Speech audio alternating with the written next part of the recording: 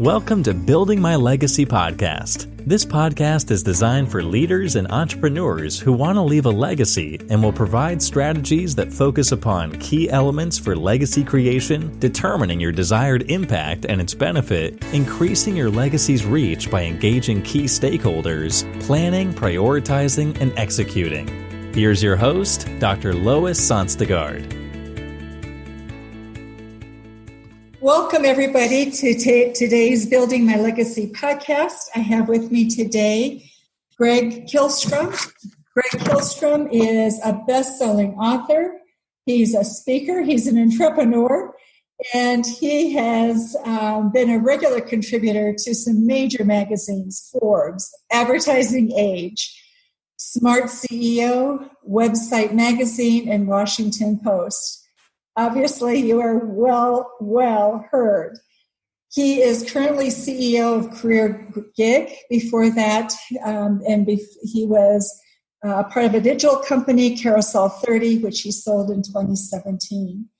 He has worked with Coca-Cola, Dell, FedEx, Geico, Marriott, Starbucks, VMware, and today he sits on the board of Richmond's Consumer Advisory Board.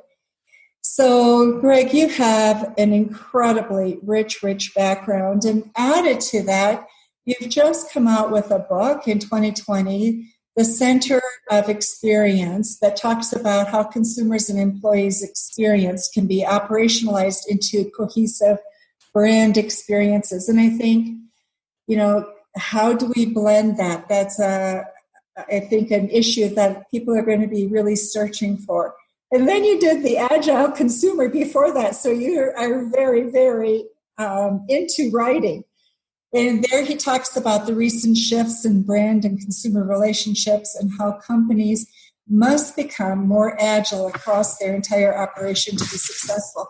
So those are some of the things that we want to talk about today with our audience. And if I left out anything, I'm going to turn it over to you, Greg, and you can fill in the holes. Otherwise, we'll get started. Yeah, well, why don't we get started? I thought that was a great background. Okay, so the first question I have for you is the gig economy here to stay? And before you answer that, would you just talk a little bit about what is the gig economy? Because I think some people may not know what that is. Yeah, absolutely. And I think it goes by a bunch of different names, but I think the gig economy, as we know it, really comprises any member of the workforce that does not have a full-time salaried job. So this could range from your Uber driver or Instacart delivery, or it could be a freelancer, a contractor, or really even what's called in the US a 1099 contractor that may work almost 40 hours a week or close to that. But really anyone that does not rely on a full-time salaried position to make a living. And this gig economy really has been growing for years. I mean, really in the United States alone, we hit kind of at the lowest point. I think in the late 70s, there was about 7% of the U.S. workforce was self-employed. We're now pre-COVID. We were at about 35% of the U.S. workforce was doing some kind of freelance. Whether they might have been holding down a full-time job, but it wasn't quite enough, so they did some kind of gig or freelance work. And it's estimated to grow to about 50% of the U.S. workforce by 2027. So it is definitely on the incline. So what does that really mean? Right now, part of what I hear as people have come out of the pandemic is that fear, the uncertainty. What's going to happen to my job, right? Well, I have a job. And I'm also hearing from people that, yes, I'm going back to work, but it's going to be part-time now because there's uncertainty about what's going to happen next. So speak a little bit about that in terms of what does that really mean for the workplace? Yeah, I think this has really been part of that ongoing shift. Is it's not simply that people are choosing to engage in freelance or gig work. It's also that the nature of work is changing, and everything from the ability for companies to hire remote workers, which makes it easier to not have to pool, talent from the local talent pool, to the ability to work online only in some cases, but also this concept. And I think, I haven't actually known the true concept of this in my career even, but this idea that you work for a company for 30 years, you get a gold watch on retirement, you have a pension, all of that. I hear that existed, but my dad, for instance, he started his own company when I was 4 years old. So I actually don't know anything really, but this concept of self-employment and all personally. But this concept of tenure even at a company, it's now down to about 2.5 years to about 3.5 years, depending on where you look, on average in a company. And you could look at that as a negative, or you could look at that as simply the way that things are, and that people are getting more experience, they're moving on, they're getting a higher salary, or they're shifting from a full-time job to more part-time work and things like that. And I think that instead of trying to move back to an older model that worked for its time, I think we need to embrace it. But we do need to speak to your other point. Companies are embracing it because it gives them flexibility to scale up and down when, it doesn't even take a financial crisis to do that. It may be an internal crisis or an internal change. It also gives people the ability to work when and how they want. So working when people want, I'm hearing from women especially that part of what they discovered with COVID was some said they loved it because they could adjust their schedule around all the other things in their lives. Other people said they hated it because they had all the distractions of home and taking care of children at the same time. So when you have 50% potentially of a workforce being a freelance or a gig workforce, what does that really mean in terms of building teams and getting people to work together? What does it mean for engagement? Because we already know engagement's pretty bad. Only 3 out of 10 people are engaged at work. So does that help a company leapfrog over that? What's your sense? Yeah, I think that definitely agree with you that that's a challenge, and it's become a bigger challenge recently with everyone working remote, or at least most people working remote that were non-essential. But I think this has been part of a trend where we needed to solve, and we needed to try to solve these problems sooner than later anyway. And I think COVID has really just forced an issue that was growing all along. I mean, disengagement at work was always an issue. I think we need better ways to onboard people. I think we need better ways to not simply, write company values on a wall, but really find ways to actually meaningfully measure and express those values. I think those things existed way before COVID. And I think we always needed a way to translate those to remote work, or whether that's a remote full-time worker or a remote freelancer or 1099.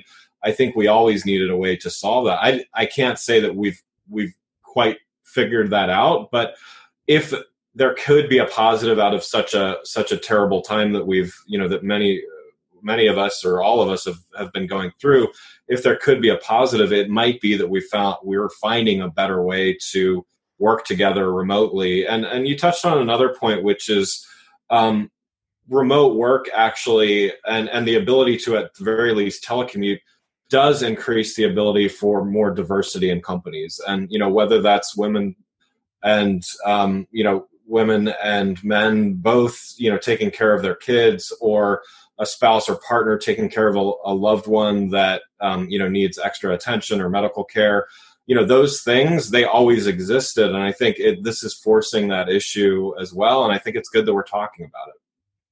One of the things that occurred to me is, as I thought about this, is actually now the talent pool has been opened up hugely for companies. You can hire globally anywhere if it's virtual, right? You don't have to come into the workplace. That changes our dynamic of the quality of people we're going to start looking for. What do you see, and how do you see that impacting?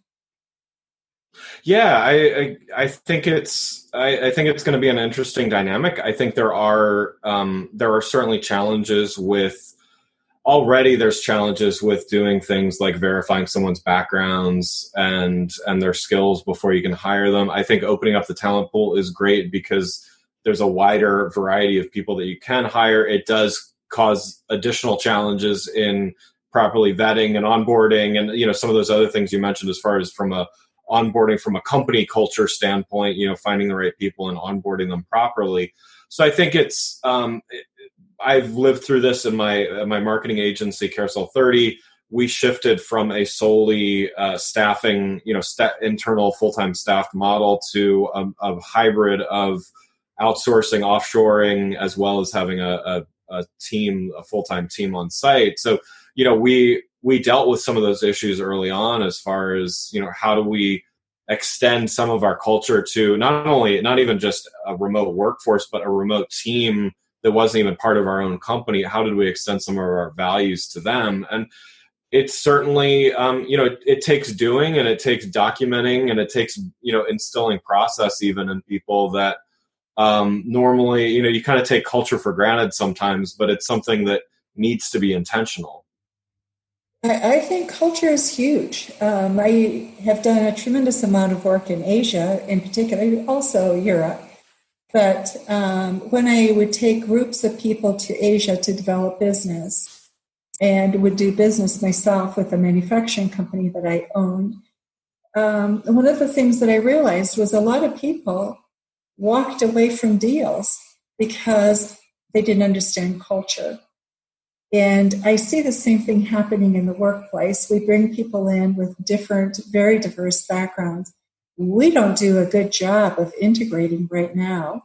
We have a lot of discussion about diversity and inclusion, but we really don't look at that in a broader perspective in terms of what if it's a global group that we're integrating, right?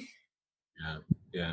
And I think the challenge there is to make diversity, and it's not simply cultural diversity, but that's certainly a factor in it. But to make and embrace diversity as a value add to the company, not as a challenge to overcome. And I think the companies that do that and do that really well, they grow and they expand globally and they even expand domestically because, again, they embrace diversity, whether it's diversity of ideas, diversity of background, diversity of skill sets, all of those things. Like those companies that really get that. I mean, there's facts and figures that show those are the more profitable companies, all of those things. So it's one of those things that when you hear it, it makes so much sense. And yet in application, it can be challenging because you get set in your way. I mean, a company that's been doing the same thing even for 5 years, let alone 25 years or 50 years,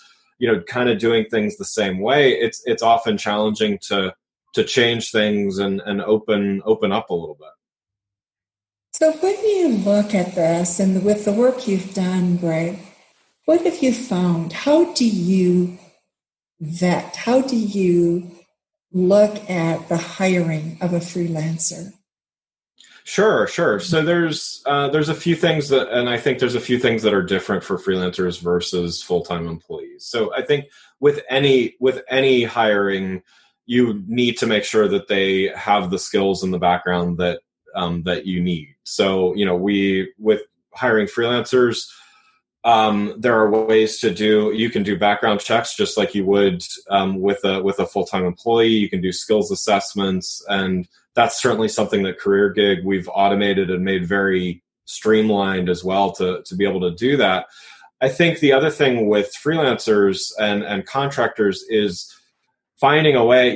They say it takes about 90 to 120 days for a full-time employee to truly onboard into their new role. Well, you may get 90 or to 120 minutes to really onboard a freelancer. So that creates a challenge, but it also, again, creates an opportunity, which is how can we distill what we really expect from a freelancer in this case into 90 to 120 minutes or possibly even less. And I think that's something, again, with CareerGig, we're finding better and better ways to onboard and put that, distill that the values or even the ethos of working together and all of that into quicker ways as part of an onboarding that really anyone should have to go through. Could you just for a moment explain a little bit about what CareerGig does? Because I think it's important for understanding what it is that you bring to the table and what people need to look at. Yeah, absolutely. So CareerGig we work to match freelancers with opportunities at companies. So that is, and we do this in some unique ways. So one of the things is this ability to accurately verify that someone is who they say they are, that they've done what they say they've done. I mean, unlike a lot of other, let's say, competitors that have like a 5-star rating system or something like that can easily be gamed, or just simply if you get a bad rating, you close down your profile and open up a new one. We actually do verification that, again, someone is who they say they are, and they've done, whether it's gone to school or had the job experience, or have even do criminal background checks and stuff like that when applicable. So we do that, and we take a lot of care to do that because it matters who you hire for the types of positions that we're placing. And then on the company side, not only do we offer these pre-verified and vetted candidates, but we're able to have them really as an on-demand workforce. So, if you think about the traditional staffing model, they're looking mainly for full-time placement, long-term placement, and they do a good job at that. They're often expensive. They charge 30% of someone's salary. They're slow often. They may be thorough in doing their job, but we're all about, can we accelerate this process? Can we find better candidates? And then on top of that, we offer health, retirement, and other benefits to those freelancers. So one of the positives for a company to move to a more freelance workforce is it cuts down a lot of overhead. So, they're spending about 30% less by hiring these freelancers and contractors because they're not paying for their health insurance and, benefits and retirements and all that. But the downside is to those freelancers, which no longer get them. So we're able to, if you work a certain amount of hours with us, we're actually able to offer those benefits. We offer something almost unheard of, guaranteed issue insurance to freelancers, which for those outside of the US, like that's, they've been doing that for a little while on the health insurance side, but within the United States, this is a big deal. And the Affordable Care Act does offer some health insurance. It's often expensive, and there's some limitations there, but we offer not only health insurance, but disability insurance and life insurance and critical care, hospital insurance, even pet insurance, all of these things to our freelancers. And so they're able to not only work when, how, where they want, but they're able to take care of the rest of their lives. And I think by doing that, we're really able to take care of really both sides of the equation, companies and freelancers. So what I hear you say is you maintain a pool of freelancers. Companies can contact you and get a freelancer for a specific job for a particular period of time. Yeah. Is that correct? Yeah, absolutely. And they can know with confidence that they have the background and the exact skills that company needs. So we essentially badge them to say, for Acme Inc., they have these requirements in order to work for them. Well, we've got 100 people that have been pre-vetted and pre-qualified to work for Acme Inc. Therefore, they can pull from that talent when and where they want. That's an incredible gift, especially right now. I think when people are shrinking and growing, and I think that model is here to stay for a long time. As I talk with companies, I'm hearing people say, yes, but not all my consumers are back on board. Or my customers. So I have to change and shift how I'm doing things.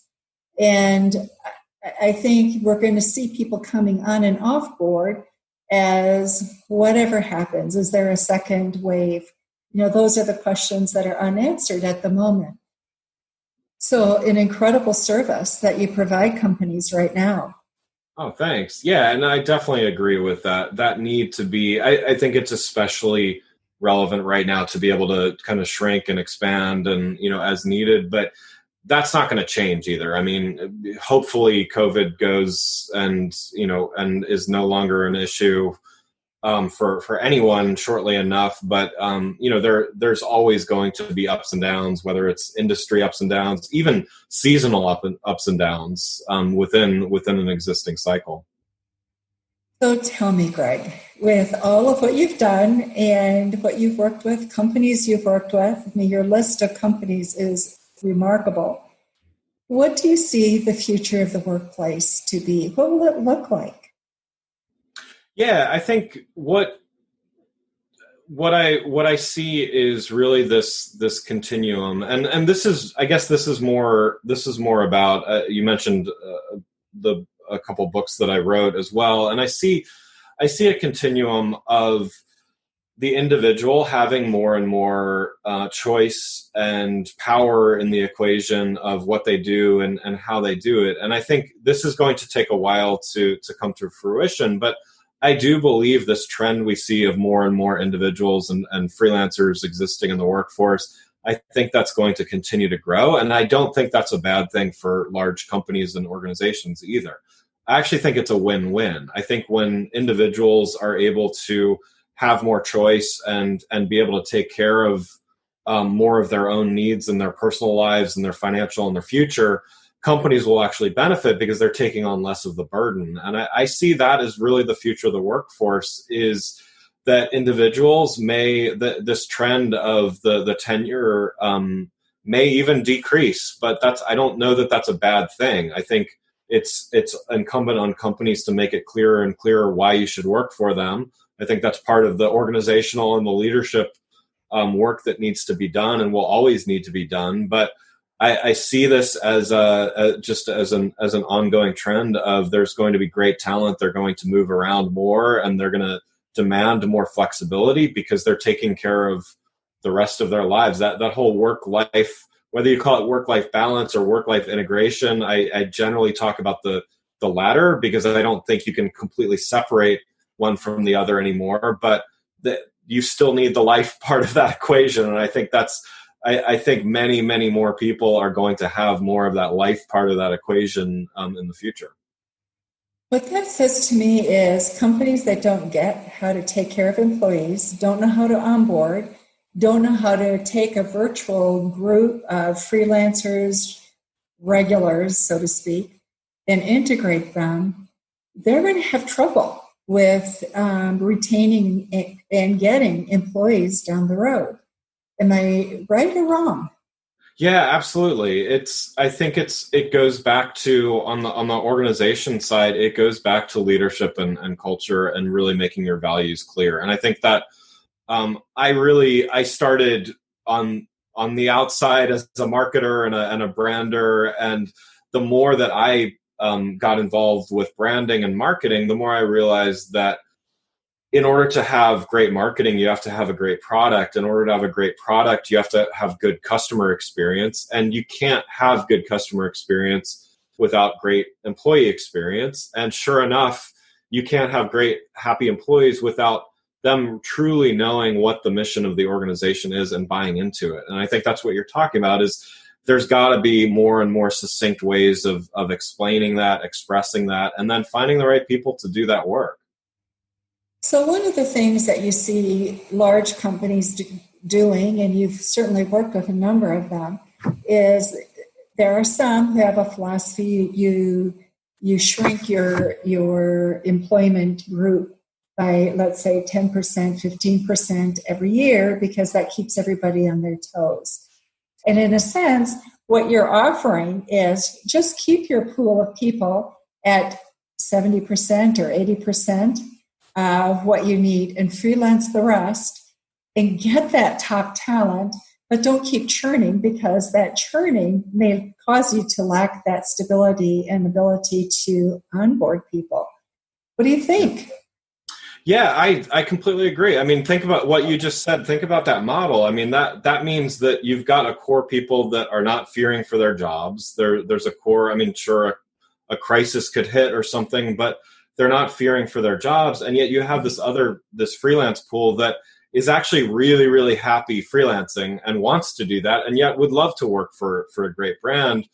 But they're not actually even looking for that full-time job. So, I mean, to me, I always try to look for the win-win. And to me, that's a win-win is the people that want that full-time job get that full-time job. They're committed to the company full-time, but the company also gets the benefit of, as you said, that really top-tier talent that they may not need the most highly skilled person full-time 40 hours a week every day, but they need them a little bit, and they need them a few days a month, or maybe for a few weeks at a time.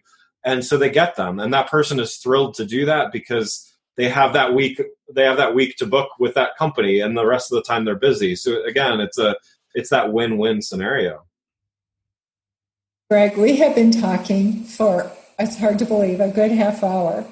And time has gone so quickly. But before we close, last thoughts that you would like to leave with the audience.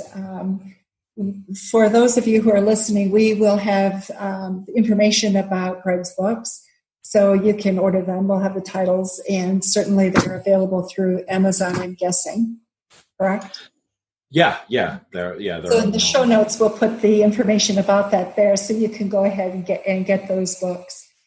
And if people want to get in contact with your company, we have information. We'll pass that on. So we encourage you to do that if you're interested. And Greg, so last thoughts, comments, what would you like to leave with the audience? Sure. Yeah. I mean, definitely I encourage everyone to check out CareerGig.com. I do really think that the future of work is this hybrid model of really embracing the different ways that your workers and your employees want to work. And I do think it's a win-win for everybody. So I would love to talk with anybody that's interested. And I always enjoy having these types of conversations. And really, I feel like we're making progress. And if anything, if we can make some good come out of a bad situation that we're all in with the pandemic, I think let's try to improve work and try to improve the workplace. You know what, I agree with you there. I think coming out of this, there's fear, there's uncertainty, there's attention, right, in terms of what will be next. I also see an incredible opportunity. We've never been able to unpeel the corporate world and shape the workplace in a better way. And we've given this gift of COVID, really, and the sitting back time to really look at how can we do it better. And so I just look at this as a great opportunity. Yeah, agreed.